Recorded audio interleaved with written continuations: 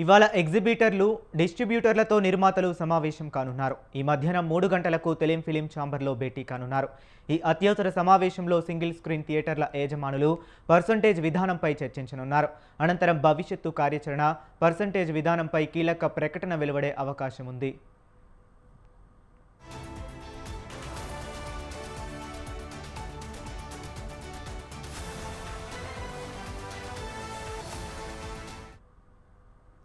Sunil Narang రాజీనామాతో percentage వివాదం రాజుకుంటుంది. Percentage ఇస్తేనే థియేటర్లలో సినిమాలు వేస్తాం, లేదంటే ప్రదర్శనలు నిలిపివేస్తామని ఖరాఖండిగా చెబుతున్నారు.